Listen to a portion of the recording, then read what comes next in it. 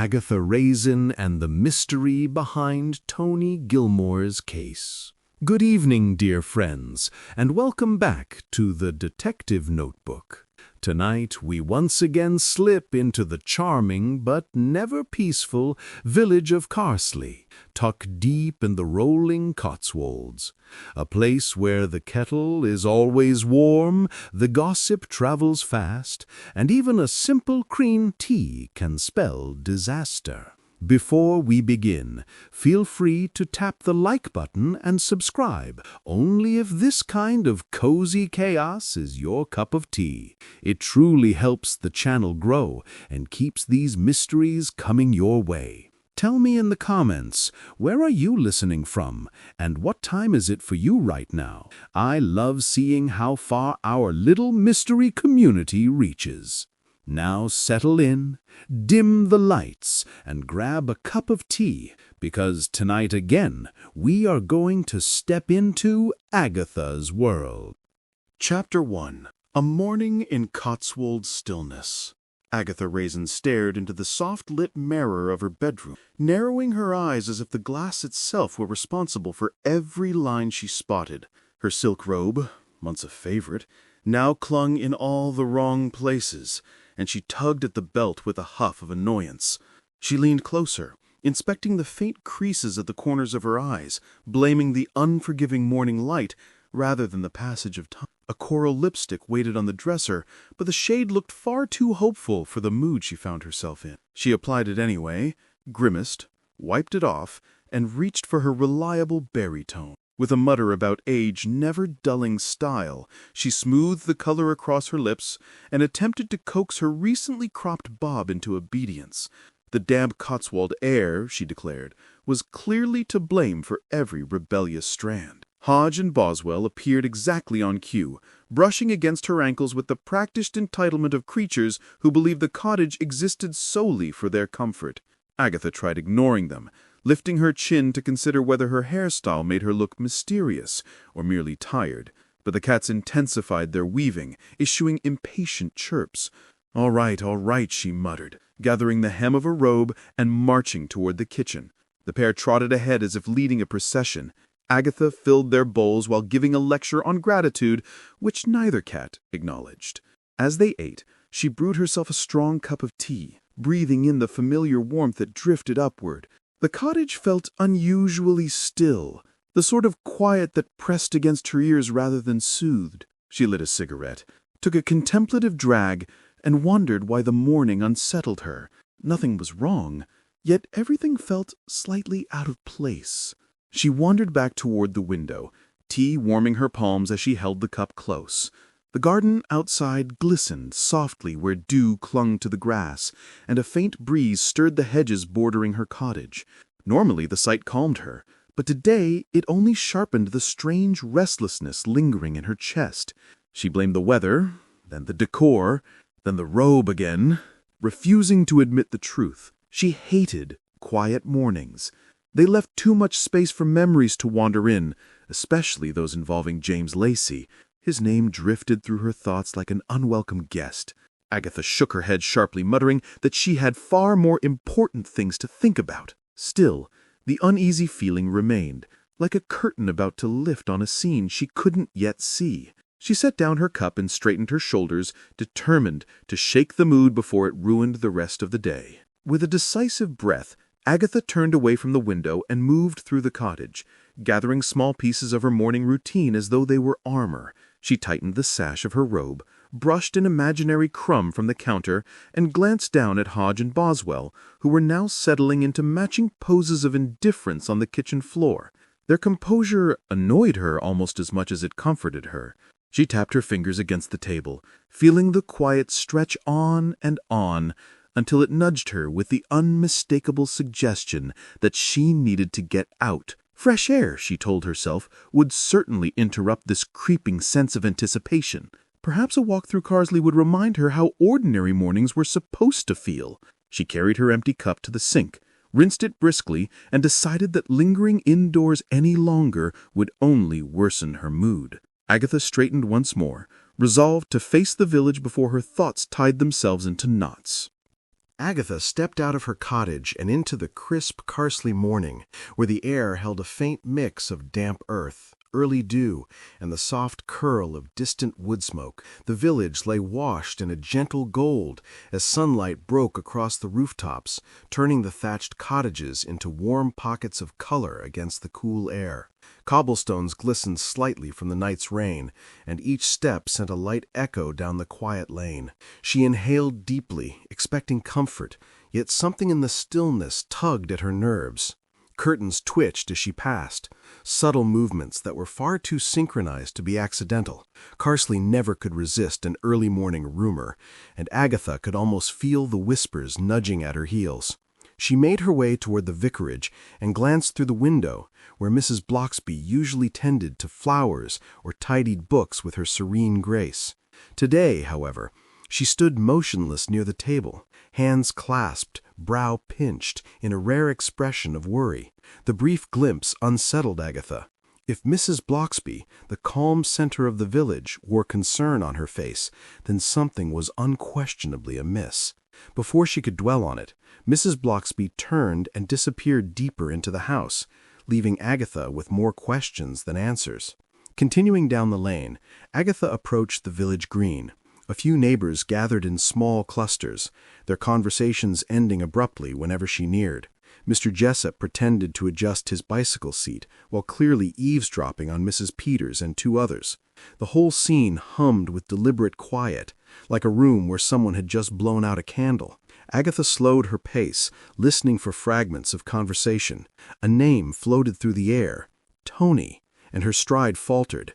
Toni Gilmour had been her assistant once, bright and ambitious, eager to prove herself, but she drifted away in recent months, sending only brief, vague updates. Hearing her name now, wrapped in caution and secrecy, made Agatha's curiosity flare like a match. She moved toward the Red Lion pub, hoping that standing near its doorway might unearth more substantial information.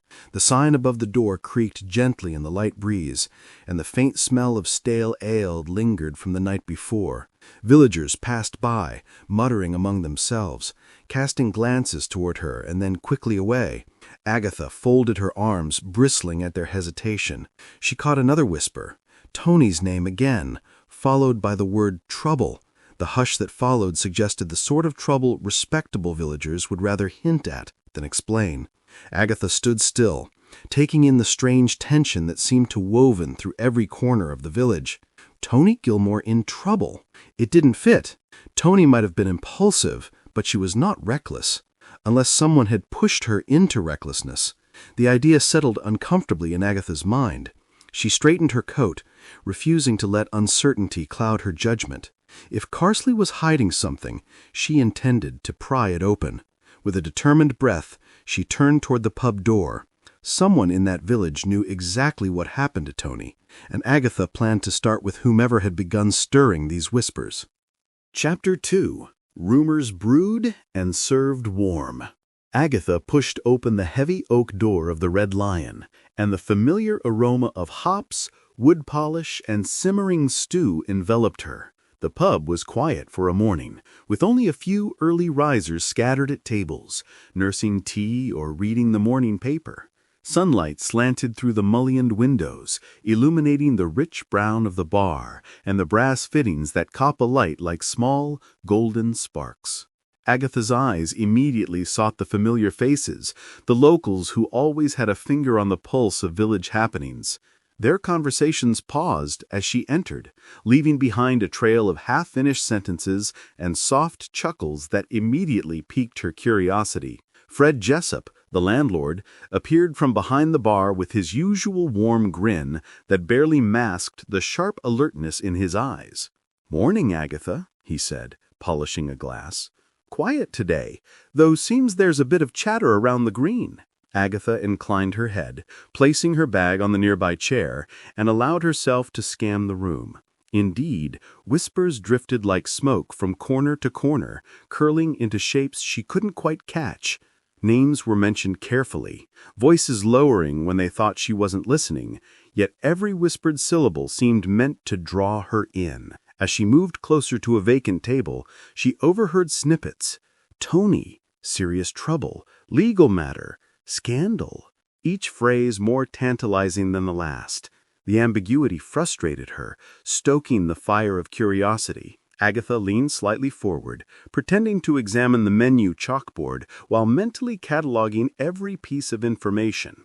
Each hesitant glance from the villagers reinforced the sense that something had unsettled Carsely beyond the usual petty gossip. Before she could gather more, the familiar, solid presence of Sergeant Bill Wong filled the doorway. Bill was the sort of man who carried authority quietly, without the need for loud proclamations. His dark eyes scanned the pub briefly, landing on Agatha with a slight raising of the brows, a silent acknowledgement that he too had heard the rumors. He made his way to the bar, nodding to Fred, and Agatha sensed the tension thicken. Bill's reluctance to speak freely only heightened the intrigue in her mind.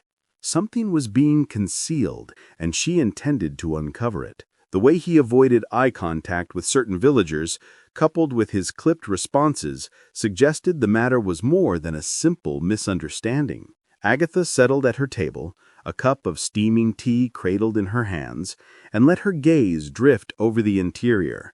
The polished wooden floor reflected the morning light, highlighting small imperfections, a faint scuff near the hearth, a missing tile behind the bar, that somehow seemed symbolic of the cracks in Carsely's pristine exterior. She imagined Toni Gilmour in the middle of it all, feeling overwhelmed, isolated, perhaps cornered by circumstances beyond her control. That thought quickened her pulse. Agatha's competitive curiosity flared. If anyone was manipulating events, she would be the one to find out, not merely watch from the sidelines. Fred returned with another tray of orders, giving her a subtle wink, as if silently acknowledging that Agatha had a nose for uncovering secrets. The whispers resumed, weaving in the muted clatter of crockery, and Agatha tuned in once more, committing every fragment to memory. Bill lingered nearby, exchanging quiet words with the landlord, their conversation low and careful, yet the undercurrent of caution was unmistakable. The tension in the room seemed almost tangible, pressing gently against her awareness, urging her to act. Finally, Agatha rose, setting down her cup, her mind already racing through possible leads and scenarios. She moved toward the far corner of the pub, near a small group of villagers who were clearly holding back more than they let slip. With each step, her anticipation built. The cozy familiarity of the Red Lion contrasted sharply with the secretive energy that had entered the space. She knew she was on the edge of something significant, and the next conversation might very well unravel the first tangible clue about Toni Gilmour's predicament. Agatha had barely settled into a wooden chair near the far corner of the Red Lion when Bill Wong approached, his hands tucked casually into the pockets of his dark coat. He gave her a polite nod, but there was a gravity in his expression that immediately set her senses on alert. "Morning, Agatha," he said evenly, though his voice carried an edge of caution. She returned the greeting, offering a smile that didn't quite reach her eyes. There was something in the air, an unspoken tension that Bill, as always, seemed to carry more naturally than anyone else. "I hear there's talk of Toni," Agatha said lightly, trying to catch his gaze directly. "Do you know anything concrete?" Bill paused, as though weighing whether to respond, his eyes flicking toward the cluster of villagers near the bar who were clearly listening, even in hushed tones. "You know I can't just hand out details," he said carefully. "It's delicate." He shifted his weight, glancing at the floor, then back at her, as if struggling with an invisible boundary he could not cross. Agatha's curiosity sharpened, a familiar spark of competitive determination igniting. "Delicate how?" she pressed, lowering her voice to match his. "You can't seriously mean to suggest she's, trouble?"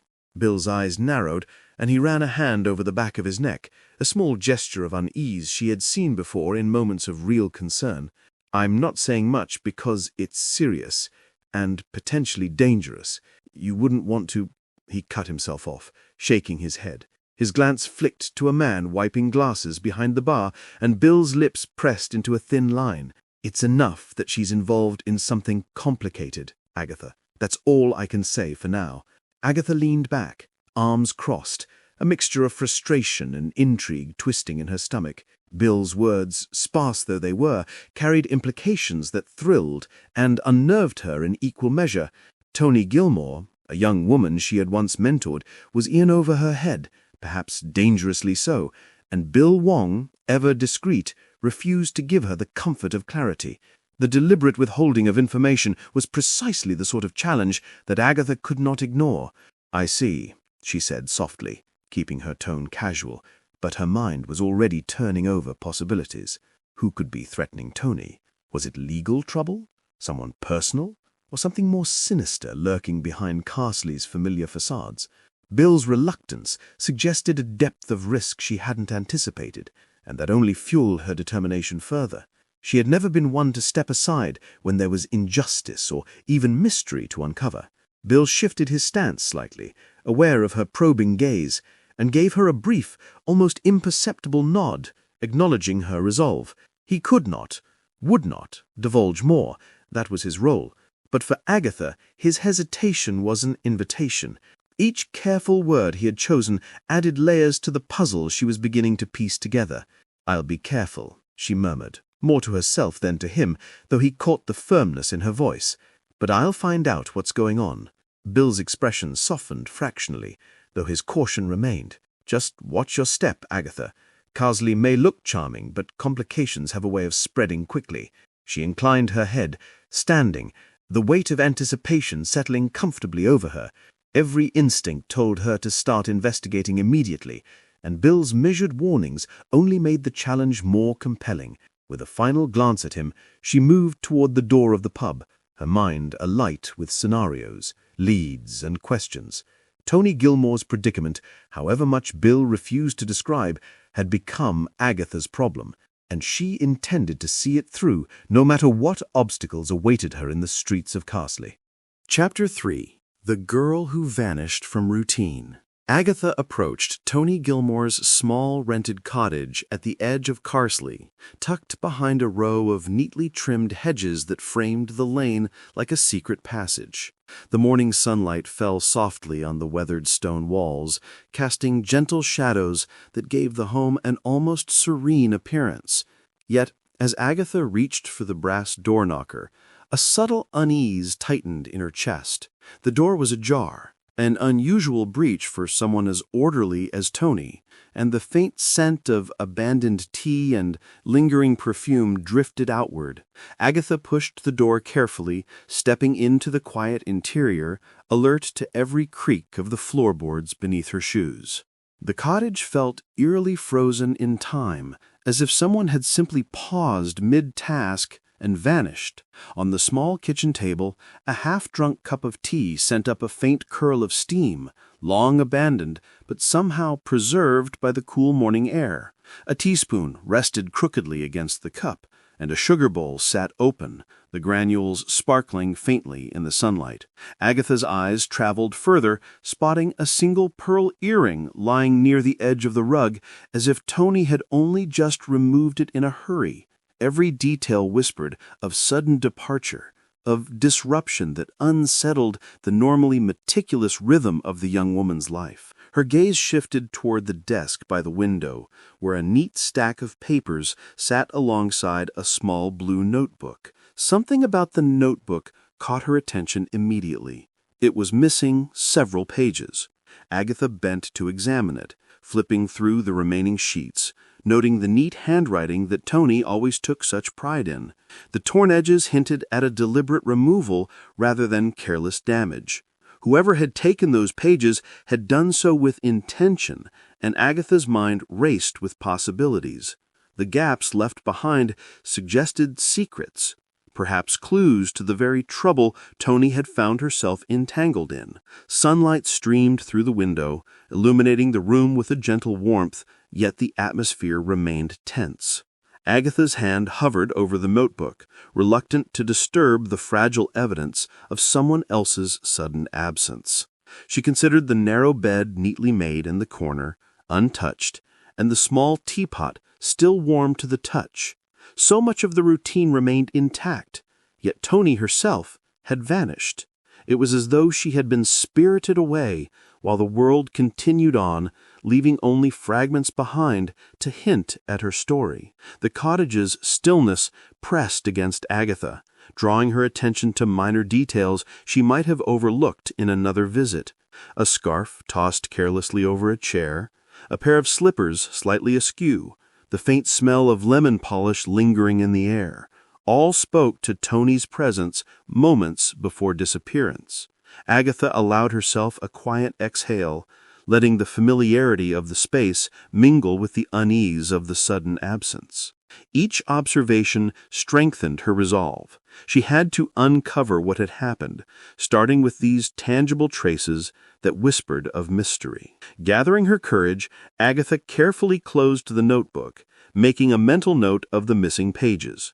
She glanced once more at the earring, the half-finished tea, the still-warm kettle, and the small, tidy chaos of a life interrupted. A sense of purpose filled her chest. Toni Gilmour was gone, but Agatha would find her, and more importantly, she would piece together the circumstances of her abrupt departure. Every clue left behind. Agatha stepped out of Toni's cottage and paused on the narrow lane, the soft morning light casting long shadows across the cobblestones. Her thoughts were still occupied by the scene inside, the abandoned tea, the missing notebook pages, the pearl earring that seemed to hum with quiet urgency. As she considered her next move, a familiar figure appeared through the hedges, glancing around nervously before locking eyes with Agatha. Mrs. Eldridge, a longtime Carsely resident with a reputation for curiosity rivaling her own, approached with measured steps, clutching a basket of herbs as though to disguise the true purpose of her visit. "Oh, Agatha!" Mrs. Eldridge began, her voice lowered to a near whisper. "I didn't expect to see you here so early." Her eyes darted toward the cottage, then away, betraying an instinctive caution. "I might know a thing or two about Toni, but you know, one mustn't speak too freely." She placed the basket on the low stone wall beside her, fingers trembling slightly as she adjusted its contents. The faint scent of thyme and rosemary mixed with the lingering aroma of rain-soaked earth, creating a strangely comforting yet tense atmosphere.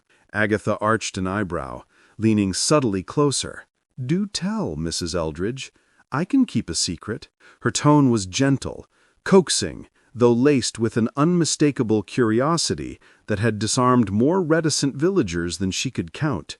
Mrs. Eldridge's lips pressed together, forming a thin line, before she allowed a sigh to escape. "Well, I've heard that Toni had been seen with someone unusual, someone not from around here. It wasn't much, just fleeting glimpses, whispers in the lane. Nothing certain, but enough to make one worry." She glanced again at the cottage, shifting her weight nervously. Agatha noted the subtle clues. Mrs. Eldridge's hands fidgeting with the edge of her scarf, the brief hesitation before each phrase, and the way her gaze darted repeatedly toward the hedges as if expecting an unseen observer. The garden around them was quiet, except for the occasional drip of water from leaves still wet from the morning dew, but the tension between the two women seemed to hum like an undercurrent beneath the otherwise serene village morning.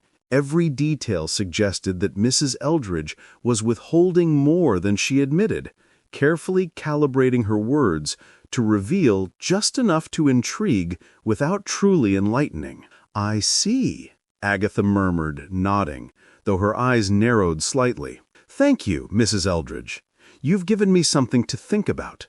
She allowed herself a small, polite smile, the kind that promised understanding while masking her resolve. The neighbor gave a final anxious glance toward the cottage, and then moved along the path, leaving Agatha with the soft rustle of leaves and a renewed sense of urgency. Standing alone now, Agatha took a slow breath, absorbing the sensory clues, the shifting light across the hedges, the faint smell of wet stone, the residual scent of herbs, and considered what Mrs. Eldridge had revealed. Each subtle signal suggested that Toni's disappearance involved more than a simple misstep or private misfortune. Agatha tightened her coat, her determination settling firmly. If Mrs. Eldridge knew even fragments, there were surely others with pieces of the puzzle, and Agatha intended to find them all. Chapter 4. Blue Notebook, Broken Trust. Agatha returned to her own cottage with the blue notebook clutched carefully in her hands, its missing pages nagging at the edges of her thoughts like a persistent whisper. She settled into her favorite armchair by the window, the morning light spilling over the worn fabric, and opened the notebook to the first intact page. The handwriting was unmistakably Toni's, neat, precise, and organized, a sharp contrast to the chaos implied by her sudden disappearance. Agatha flipped through the remaining pages, scanning dates, notes, and observations, piecing together fragments of a story that Toni had left behind. It was immediately clear that the young woman had been investigating someone, probing quietly into matters that were perhaps better left alone. Agatha's eyes lingered over recurring names, hints of meetings and shorthand that suggested private conversations. One name appeared repeatedly, Penelope Hartwood.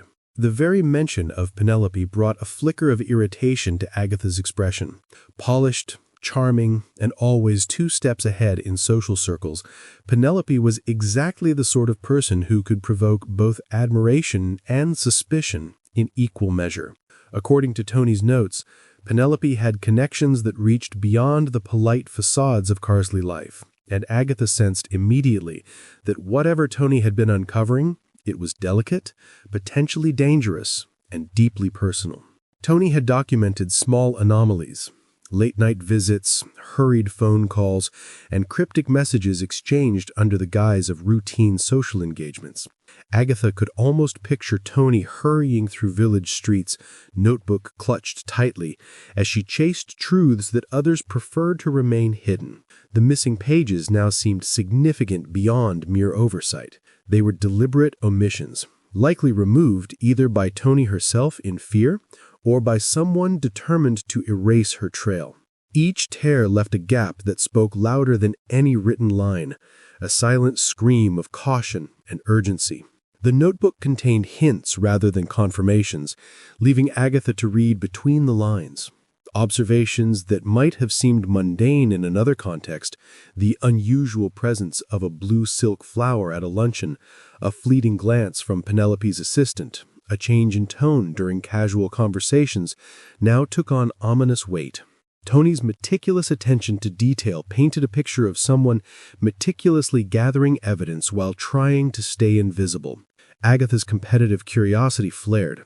The incomplete notes were a challenge, a puzzle daring her to fill in the blanks.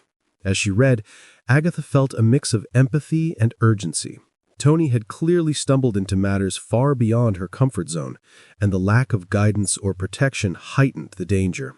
Every observation, every small detail in the notebook hinted at secrets, alliances, and betrayals that could disrupt the calm veneer of Carsely life. Agatha's pulse quickened with the realization that she was now entwined in Toni's investigation, the responsibility of uncovering the truth pressing gently but insistently on her shoulders. Closing the notebook with careful deliberation, Agatha let her eyes drift toward the window, the village below bathed in soft morning light. A resolve settled over her like a warm coat. Toni had been pursuing answers, and someone, or some force, had intervened to stop her. Agatha's mind ticked through potential scenarios, weighing motives and opportunity, mapping connections that Toni had hinted at but not fully disclosed. Whatever had drawn Toni into this dangerous inquiry, it was now Agatha's task to navigate the gaps left behind, trace the hidden threads, and uncover the person or persons responsible. Agatha arrived at Penelope Hartwood's elegant townhouse just as the sun shifted behind a bank of clouds, casting the stone facade in a soft, diffused light. The garden was immaculate, each bloom and shrub meticulously pruned, betraying the obsessive attention Penelope lavished on appearances. Agatha paused at the gate, inhaling the faint scent of roses and lavender, the sweet perfume masking the tension coiling in her chest. She rang the polished brass doorbell, her pulse steady, despite the nerves twisting in her stomach. When the door swung open, Penelope stood framed in the doorway, her expression as composed and dazzling as ever. Not a hair was out of place. Her silk blouse shimmered subtly in the morning light, and a faint smile curved her lips, practiced and precise. "Agatha Raisin," she said smoothly, her voice light yet carrying an unmistakable edge. "What a surprise. Do come in." She stepped aside with the grace of a seasoned socialite, her movements calculated to put her visitor slightly off balance. Agatha followed, eyes sweeping the interior, noting the polished oak floors, the gleaming countertops, and the faint hint of lemon polish that lingered in the air. Everything about the house screamed perfection, order, and control, the exact opposite of the chaos Toni's disappearance suggested. "Agatha Raisin," Agatha began, keeping her tone casual while her mind raced. "I've been trying to understand what's been happening with Toni Gilmour. She was investigating matters that might involve you." Her gaze locked onto Penelope's, searching for a flicker of discomfort. Penelope tilted her head slightly, her smile widening just enough to appear amused rather than defensive. "Toni, yes, such a bright young woman, but investigations, you see, can be such tricky business. She's clever, but sometimes cleverness leads one astray." Her voice was calm, almost soothing, yet Agatha noticed the subtle twitch at the corner of her eye, a micro-expression betraying tension beneath the polished surface. Agatha pressed forward, her competitive instinct sharpening. "I found her notebook. Pages are missing. There are hints, clues, really, suggesting someone wanted to stop her. I need the truth, Penelope. Was it you?" For a heartbeat, Penelope's composure wavered just enough to make Agatha's pulse quicken. She sipped from a crystal glass, her fingers deliberately slow, and set it down with a soft clink. "Stop her? Oh, Agatha, you do have a flair for dramatics," she said, her smile effortless, but her posture rigid, betrayed subtle defensiveness. "I assure you, I had no reason to interfere with Toni's affairs. People often jump to conclusions, and appearances can be deceiving." Agatha studied her closely, noting everything: the precise arrangement of the cushions, the faint scent of expensive perfume masking another, subtler smell, the perfect curve of her posture, and the way her words danced around the truth without ever landing directly on it. Each detail intensified her suspicion. Agatha's perfection, so often admired by the village, suddenly felt like a mask, one hiding something sharper, more calculating. "I suppose that explains why Toni vanished without warning, leaving behind half-finished tea, a missing notebook, and a pearl earring." Her words landed carefully, pointed but restrained. Penelope's smile did not falter, but the brief flicker of acknowledgement, or was it fear, in her eyes told Agatha more than any confession ever could. Penelope's gaze returned to its carefully crafted calm, her lips curving once more into an unassailable smile. "My dear Agatha, you always do see the world with such vivid imagination, but sometimes it's simply safer to accept that some mysteries resolve themselves in time." Agatha nodded politely, tucking the notebook under her arm. Every instinct screamed that Penelope was hiding something. That polished exterior, those perfectly measured words, were the very things that marked her as a primary suspect. As she stepped back into the muted light of the street, Agatha's mind whirled with possibilities. Whoever had disrupted Toni's life and forced her disappearance had underestimated the sharp, determined, and thoroughly investigative mind of Agatha Raisin, and Penelope Hartwood, with all her immaculate composure, had just moved to the very top of Agatha's list. Chapter 5. Footsteps in the Dark Lane. The late evening air settled over Carsely like a cool, damp blanket, carrying the faint scent of wood smoke and wet leaves. Agatha pulled her coat tighter around her shoulders as she stepped onto the narrow lane that led toward the outskirts of the village. The cobblestones glistened under the flickering light of the gas lamps, their soft golden glow creating long, distorted shadows that danced along the walls of the thatched cottages. The village had grown unnervingly silent, each footstep echoing in the quiet, and Agatha immediately felt the familiar stirrings of unease that had marked her mornings ever since Toni's disappearance. Tonight, however, the unease carried a sharper edge, an unspoken tension that seemed to press against her chest. She moved with measured steps, ears attuned to every rustle of leaves, every faint shuffle that might indicate another presence. At first, she dismissed it as her imagination. Villages like Carsely always felt alive with hidden movements, but soon the subtle pattern became impossible to ignore. Footsteps, light and cautious, mirrored her own pace, pausing when she paused, accelerating when she did. Agatha's pulse quickened. She turned her head sharply, peering into the shadows cast by the lane's uneven walls, but there was nothing. No figure, no silhouette, only the muted sway of hedges and the distant murmur of an owl. Her mind raced with possibilities. Could it be someone connected to Toni? Perhaps Penelope, subtly vigilant, even in darkness, or an opportunist, taking advantage of the village's quiet. Agatha's detective instincts, long honed through the years of observation and curiosity, kicked in. She slowed, planting her feet firmly on the cobblestones, and let her follower make the first mistake. A faint scuff of leather against stone confirmed her suspicion. She was not alone. She ducked into a narrower side alley, its walls lined with ivy, and paused, pressing her back against the cool stone. The shadows deepened around her, and every hair on her neck prickled with anticipation. A stray cat darted from a hedge, its eyes reflecting the dim light, momentarily drawing her attention away from the threat. When it disappeared, the silence returned, heavier now, as if the lane itself were holding its breath. Agatha exhaled slowly, reminding herself that fear would only cloud her judgment.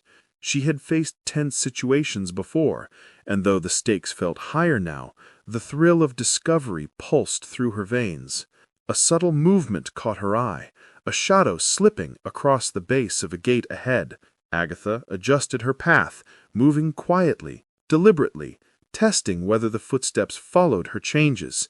They did. Whoever trailed her was experienced, cautious, and perhaps as determined as she was. Yet this was precisely the type of challenge she relished. Her heart beat faster, not with panic, but with the electric charge of curiosity and strategy. She paused once more at the junction of two lanes, peering into the darkness, and whispered to herself, "Who are you, and what do you want?" The words hung in the night air, carried away by the soft rustle of leaves. Somewhere behind her, footsteps shifted. Agatha noted the pattern, the rhythm, the subtle hesitation in movement, each a potential clue. She smiled faintly, a mixture of nerves and resolve, and pressed onward. The night was deepening, the shadows stretching like fingers along the lane, but Agatha Raisin was not one to be intimidated. Whoever followed her had underestimated her vigilance, her patience, and her unerring curiosity. The chase had begun, and the dark lane held secrets waiting to be uncovered. Agatha had just turned a corner in the narrow, shadowed lane when a familiar voice cut through the night air, warm and calm, yet carrying an unmistakable urgency. "Agatha!" She spun around to see Charles Fraith, his tall figure emerging from the darkness with the easy grace that always unsettled her in the best way. His coat flapped lightly in the breeze, and the soft glow from the nearby lamp caught the edge of his neatly trimmed hair. Relief and surprise mingled in her chest, momentarily replacing the tension that had gripped her during the cautious pursuit through the village lanes. "Charles!" she exclaimed, her voice a mixture of exasperation and gratitude. "You startled me. What are you doing here?" He smiled faintly, tilting his head as he approached. "Carsely isn't always as quiet as it seems," he said, his tone teasing yet serious. "I heard you were looking into Toni's disappearance and thought you might need a second pair of eyes tonight. It's better to face these things with someone you can trust." His words carried reassurance, and Agatha immediately felt a weight lift from her shoulders. Charles had a way of grounding her, of cutting through the fog of worry with calm observation and careful insight. Together, they retraced her steps through the lane, moving deliberately and quietly, ears attuned to the faintest sounds. Agatha shared the fragments she had noticed, the missing notebook pages, the pearl earring left behind, the whispers and furtive glances of the villagers. Charles listened intently, his gaze sweeping the dimly lit surroundings, noting the subtle clues she had almost overlooked: a slightly ajar gate, the faint trace of footprints in the damp soil, the scuff on a cobblestone that suggested someone had paused here recently. "You've been thorough, as always," Charles murmured, nodding. "But look here," he said, pointing to a series of small markings along the lane wall, scratches, almost imperceptible in the shadow. "Someone has passed this way more than once, carefully avoiding direct paths. It's deliberate. Whoever is behind Toni's disappearance is cautious, but not careful enough to avoid leaving these traces entirely." Agatha leaned closer, tracing the marks with her eyes, and felt a shiver of excitement. Each detail, each overlooked trace was a breadcrumb she could follow. Charles's presence brought more than just reassurance. It brought perspective. He suggested patterns, questioned assumptions, and encouraged her to consider motives she might have dismissed in the heat of frustration. "The villagers are nervous, yes, but it's more than mere gossip," he said softly. "Toni's predicament is layered. Whoever orchestrated this, well, they underestimated her resilience and perhaps ours." His words, measured and thoughtful, sparked a new clarity in Agatha's mind. She could piece together the narrative threads she had gathered and imagine the broader picture of alliances, secrets, and power dynamics lurking beneath the charming exterior of Carsely. As they paused near a quiet junction, Charles glanced at her, his eyes reflecting the soft glow of the lamp. "We need to follow up on every lead tomorrow. Tonight was for observation, for listening, and for noticing the small things that often go unoverlooked. You've done well to pick up these threads." Agatha felt a warmth of camaraderie settle over her, a rare comfort amidst the uncertainty. With Charles at her side, the danger no longer felt paralyzing. It became a challenge, one she was eager to meet. They continued walking side by side, the quiet of the village wrapping around them like a protective cloak. Agatha's mind buzzed with possibilities, each clue, each whispered hint gaining new weight in light of Charles's insights. For the first time that evening, Agatha allowed herself a small private smile. Toni Gilmour's mystery was far from solved, but with an unexpected ally at her side, Agatha Raisin felt ready to confront the tangled web of secrets, lies, and dangers that awaited her in the heart of Carsely. Chapter 6. A Trail of Blue Petals. Agatha pushed open the door to Petunia's flowers, the familiar chime announcing her arrival in the quiet shop. The scent of fresh blooms, roses, hyacinths, and lilacs, mingling with the faint musk of damp soil, immediately enveloped her, a comforting balm against the tension that had followed her through Carsely's streets. The shop, small and orderly, displayed vibrant arrangements on every available surface, with sunlight streaming through lace-trimmed windows to illuminate petals that seemed almost to glow. Agatha's gaze, however, was drawn immediately to a small cluster of blue silk flowers tucked inconspicuously among the fresh stems near the counter. Their unnatural sheen contrasted sharply with the organic vibrancy surrounding them, and she crouched slightly to examine them more closely. Petunia, the shop's owner, appeared from behind a stack of flower boxes, wiping her hands on a floral apron. "Agatha, how lovely to see you," she said warmly, though her eyes flickered briefly toward the blue silk petals. "I didn't expect you so early. Looking for anything in particular?" Agatha smiled faintly, masking her immediate suspicion. "Just browsing, Petunia, though these caught my eye." She lifted one of the blue flowers carefully, noting the subtle fraying at its base and a faint smudge of dirt that suggested it had been handled recently. "These are quite striking. Unusual, aren't they?" Petunia's expression shifted subtly, her smile faltering just enough to betray the tiniest flicker of discomfort. Yes. Special order. Someone requested them a little while ago. Very particular, very precise. Not your typical bouquet." She busied herself with arranging some fresh tulips, but her hands trembled slightly, betraying a tension she otherwise attempted to conceal. Agatha's curiosity sharpened. She had learned long ago to read such micro-reactions, and Petunia's momentary unease suggested more than a mere decorative preference. "Special order?" Agatha prompted lightly. Do you know who? Petunia hesitated, glancing toward the back of the shop as though measuring the consequences of revealing too much. I can't say names, but let's just say they were meant for someone very particular. And blue silk, not a common choice in Carsely. It's distinctive, meaningful in some circles. The words floated between them, innocuous at first, but heavy with implication. Agatha noted the faint crease at Petunia's brow, the slight tightening around her lips, subtle cues that this flower had more significance than she initially imagined. Her mind raced. Blue silk flowers had appeared previously in Toni's notes, a recurring motif she had not yet fully understood.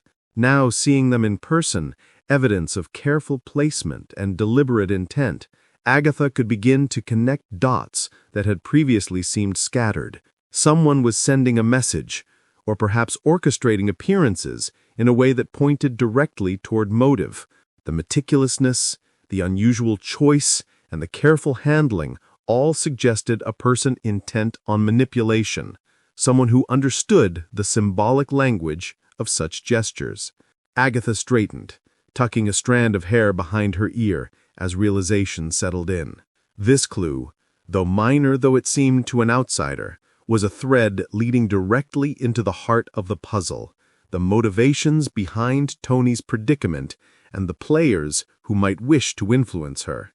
The shop, with its blend of natural blooms and the deliberate insertion of the blue silk flowers, had become a small stage on which intent and secrecy were silently performed. Petunia's nervous energy, combined with the unusual presence of the flowers, confirmed Agatha's suspicion. The motive for Toni's troubles was not random. It was deliberate, carefully orchestrated, and intimately connected to someone well-versed in appearances, influence, and control. Agatha allowed herself a small, private smile. The trail of blue petals, once overlooked as a simple decorative oddity, had blossomed into a tangible lead, and she intended to follow it, wherever it might guide her in Carsely's tightly knit, deceptively tranquil world. Agatha left Petunia's shop with the faint scent of flowers clinging to her coat and a renewed sense of purpose.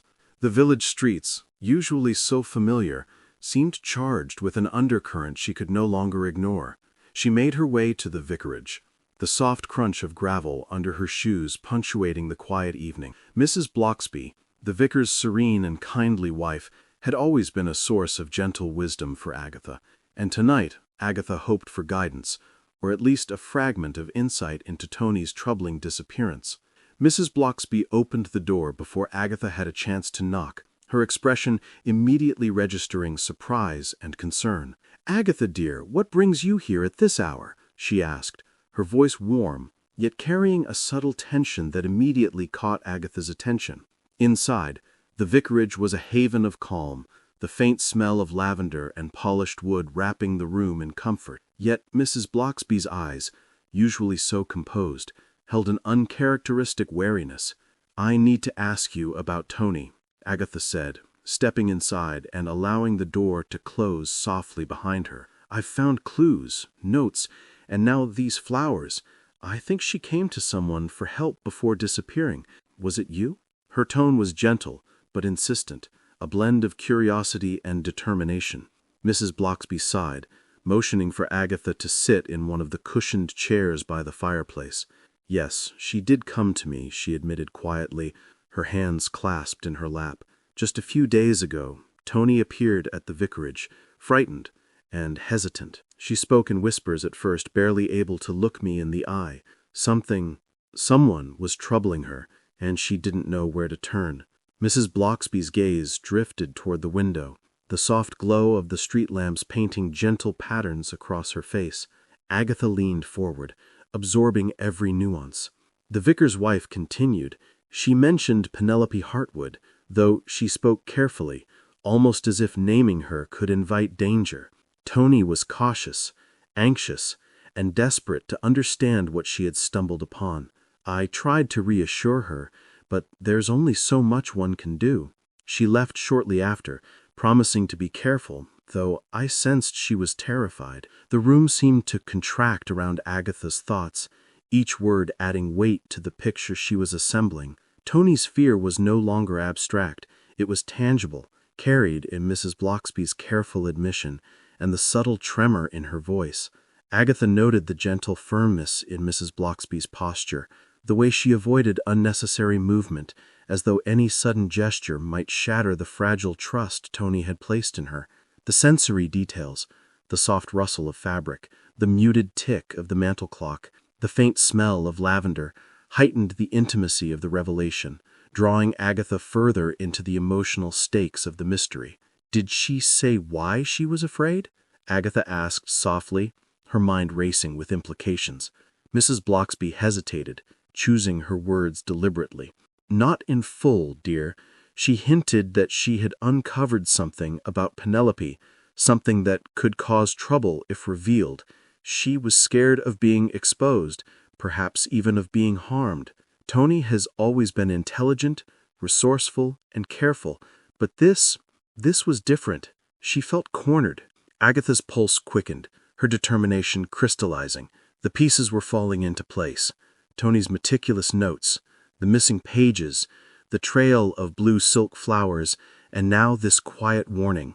Someone in Carsely, well-connected and precise, had created circumstances that frightened a clever, cautious young woman enough to seek refuge in a kindly neighbor's vicarage.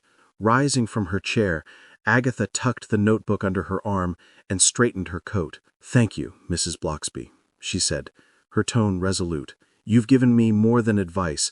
You've given me direction. I won't let Toni's courage go unrewarded." Mrs. Blocksby offered a small, understanding smile, and as Agatha stepped back into the cool night, the quiet weight of the village pressed around her once more. Yet this time, she felt ready. The trail was clearer now, and she would follow it, unearthing the truth that had sent Toni into fear and hiding. Chapter 7. Threads Pulled Too Tight. Agatha returned to Carsely the following morning, the crisp air carrying the faint scent of damp earth and wood smoke. Her mind was a whirl of theories, each fragment of Toni's story weaving into an intricate tapestry of intrigue. Today she had a new destination, the small antique shop tucked between the bakery and the post office. Rumors hinted that Toni had visited there recently, and Agatha had a hunch that the shop might hold more than vintage trinkets. As she pushed open the door, the familiar chime rang softly, and the warm, slightly musty scent of aged paper and polished wood enveloped her. The shopkeeper, Mr. Callahan, peered up from behind the counter, adjusting his spectacles. "Ah, Miss Raisin," he said with a polite nod. "Back so soon?" "Yes, Mr. Callahan," Agatha replied, her eyes scanning the shelves crowded with ledgers, old letters, and curiosities. "I'm looking for anything Toni might have left behind, anything that could explain why she vanished." He hesitated for a moment, then beckoned her closer. "Well, there was a ledger she seemed interested in. Not for sale, mind you, just something she examined carefully." His voice dropped to a conspiratorial whisper. "I kept it tucked away in the back. I didn't think it was my place to pry, but perhaps it would be more useful in your hands." Agatha's curiosity flared.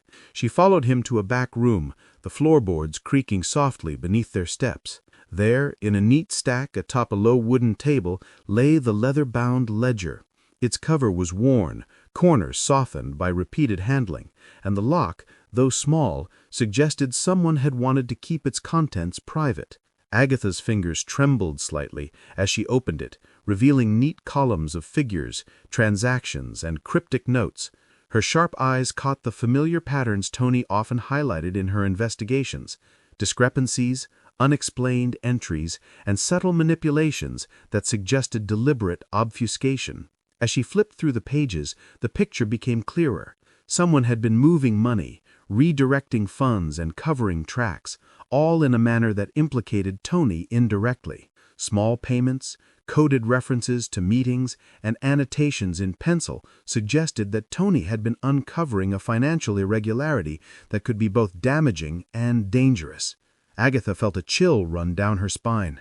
This was no minor mismanagement. It was deliberate, intricate, and carried the potential to ruin reputations or livelihoods. Her mind raced as she connected threads, the blue silk flowers signaling messages, Penelope's polished lies, and Toni's meticulous notebook. The ledger now provided tangible proof that someone had reason to silence Toni, to make her disappearance advantageous or at least expedient. Agatha's pulse quickened, fueled by the dual thrill of discovery and urgency.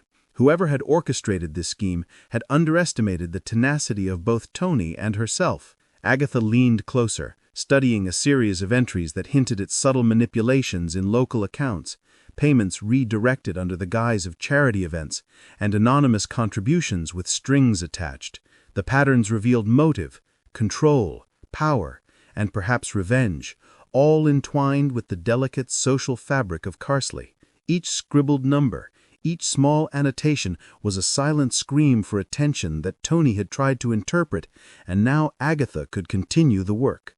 Tucking the ledger carefully under her arm, Agatha exhaled slowly. The shop, quiet and dusty, seemed to hum with the weight of secrets. Outside, Carsely remained serene, its cottages gleaming in the morning sun, but beneath the charming surface, threads were being pulled too tight, and the slightest misstep could unravel the intricate web of lies. Agatha stepped back onto the street, her resolve steeled. She now had proof, patterns to trace, and the determination to confront those manipulating Toni's world. The game was far from over, but she held the key to following the financial trail straight to its source. Agatha returned to the village streets, the weight of the hidden ledger tucked securely under her arm, every step echoing softly on the cobblestones.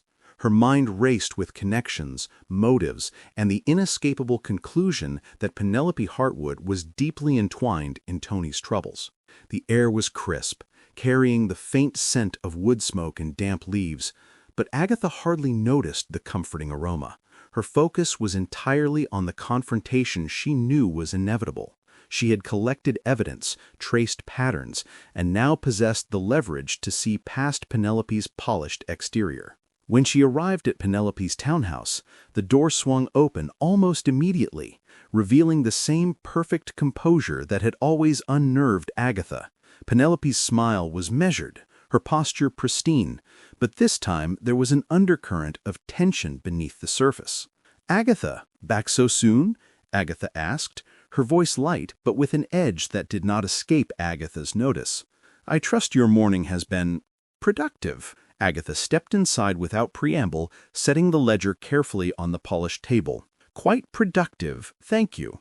And I've come to understand more clearly why Toni Gilmour's life has been disrupted," she said evenly, watching Penelope's expression shift imperceptibly. The flawless mask of serenity faltered, however briefly, as a shadow crossed Penelope's features. "You're implying something, Miss Raisin," she said, tone tight, the careful melody of her voice cracking slightly at the edges. Her eyes darted to the ledger, then back to Agatha, as if calculating the danger in each possible response. "I assure you, I have no reason to interfere with Toni's affairs. You're chasing shadows where none exist." Agatha's eyes narrowed, noting every flicker, every micro-expression. "Shadows," she echoed softly. "Penelope, you've lied before. There's the blue silk flower trail, Toni's notes, and now this ledger which clearly shows manipulation that points to someone very familiar with Carsely's social and financial circles, someone who likes to keep appearances flawless, and someone who fears discovery." For the first time, Penelope's composure cracked visibly, her lips pressed into a thin line, her fingers brushing the edge of the table with a subtle tremor. The carefully orchestrated elegance that had shielded her from scrutiny wavered, revealing glimpses of guilt and agitation. You don't understand," she said, voice rising slightly despite her efforts to remain poised. "You think you know the truth, but there are complexities you can't grasp, consequences that must be managed, delicate situations that require discretion." Agatha stepped closer, her tone firm but calm. "Discretion is one thing, Penelope, but fear and manipulation are another. Toni was clever, careful, and yet terrified. You underestimated her, and now I'm following the breadcrumbs she left behind. I know enough to see the patterns, enough to know you're hiding something, and that hiding it has consequences for her safety." Penelope's eyes flickered with frustration, anger, and the faintest shimmer of panic. She inhaled sharply, attempting to regain her mask of control, but it was too late.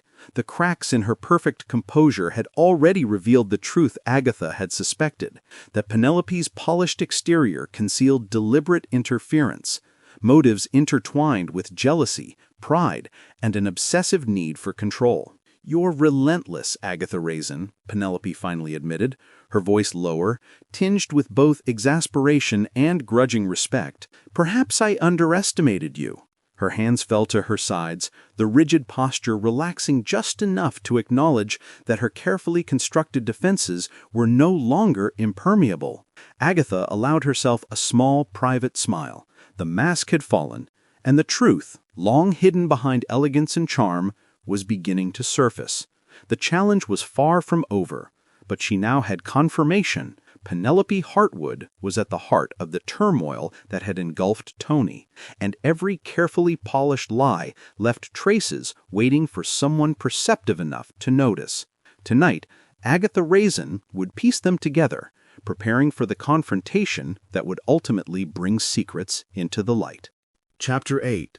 The Truth Beneath Cotswold Calm. The first pale light of dawn filtered through the mist that clung to the edges of Carsely, softening the outlines of thatched roofs and cobblestone streets. Agatha waited near the village green, the cool air carrying the faint aroma of dew-laden grass and wood smoke from distant chimneys. Her mind was a careful balance of anticipation and wariness. The events of the past days had sharpened her instincts, and she was ready for whatever revelation might unfold. It was then that movement caught her eye, a familiar figure approaching with measured, cautious steps. Toni Gilmour had returned. Toni's expression was a mixture of relief, apprehension, and lingering fear. Her usually neat hair was slightly tousled, and the shadow under her eyes betrayed sleepless nights, yet her posture carried the resilience that Agatha had come to admire.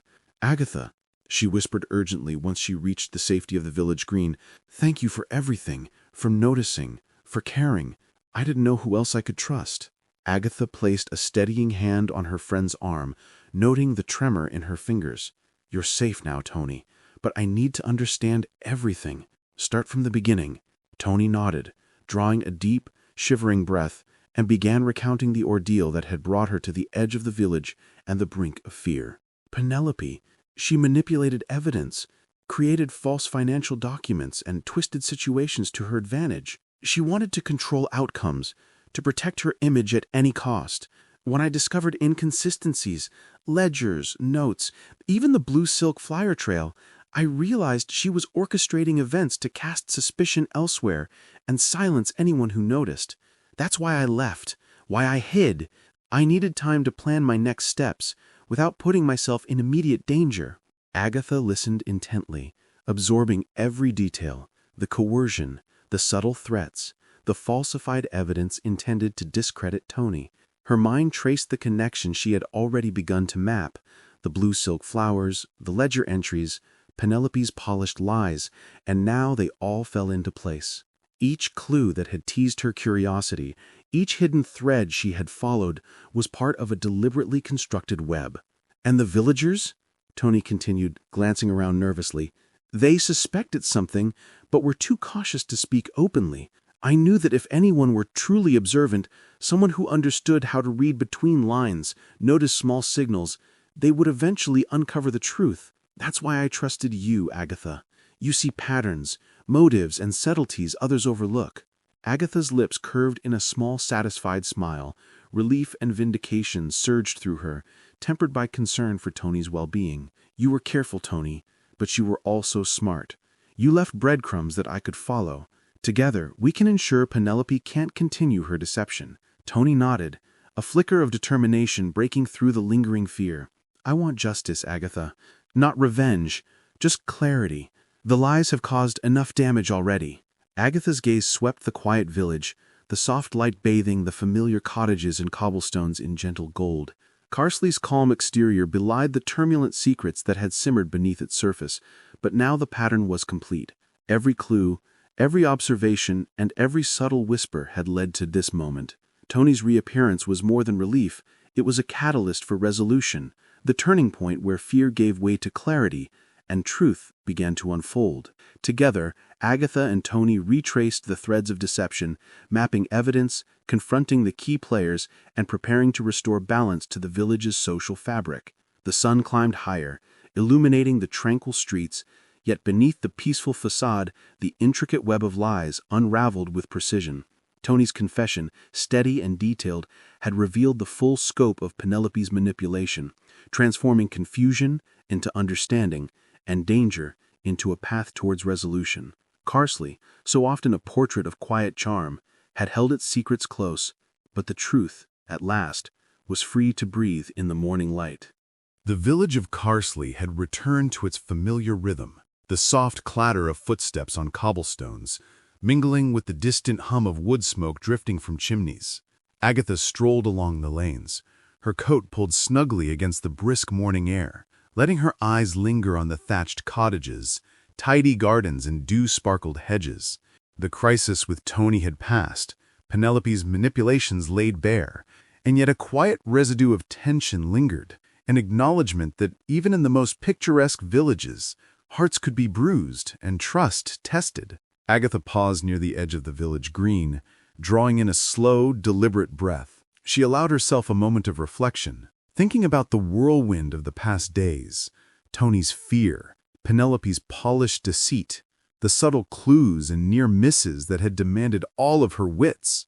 Pride mingled with relief. She had acted decisively, her instincts and persistence uncovering the truth. Yet beneath that pride was a gentler realization, the passage of time, the subtle aches of age and the long stretches of solitude that came with living alone in a village like Carsely. Her reflection in a shop window caught her eye, and she saw the faint lines along her face, the steady gray in her hair, the figure that no longer moved as effortlessly as it once had, but also the eyes that still gleamed with curiosity, resilience, and wit. Hodgin Boswell, recently fed and decidedly unimpressed with the human tendency for self-contemplation, rubbed against her, as if to remind her of life's ongoing ordinary pleasures.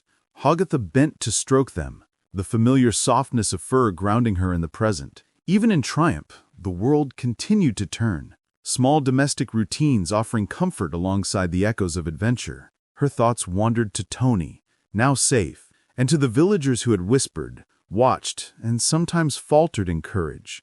Agatha realized that strength often lay not in bold gestures, but in the quiet, careful threading together of truth, patience, and observation, a lesson learned in equal measure for both mentor and friend.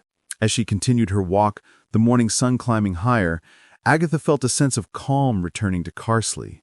The cobblestones glimmered, gardens caught the light in sparkling droplets, and the village exuded its characteristic charm, unbroken yet subtly changed. She smiled faintly, acknowledging the enduring rhythms of life. Gossip would continue, curiosities would arise, and human folly would never entirely vanish. But for now, clarity had prevailed, and justice, however modest, had been served. Her mind turned inward, contemplating her heart. The mix of pride, vulnerability, and occasional loneliness reminded her that even those who appeared self-sufficient needed connection, trust, and the occasional unexpected ally. Charles's timely support, Toni's courage, and even the subtle guidance from Mrs. Bloxby had underscored the importance of relying on others when circumstances demanded it. Agatha felt gratitude for the bonds that had strengthened through crisis, and a renewed appreciation for her own resilience, the ability to navigate danger, ambiguity, and deception while maintaining humor, style, and her distinct sense of self. By the time she reached the edge of her cottage garden, Agatha paused once more, letting the view of Carsely unfold before her. The village was serene, familiar, and comforting, but under the calm, the lessons of the past days lingered. She realized that courage, insight, and determination were not diminished by age or solitude. Rather, they were refined by experience. With a soft exhale, she stepped inside, closing the door gently behind her.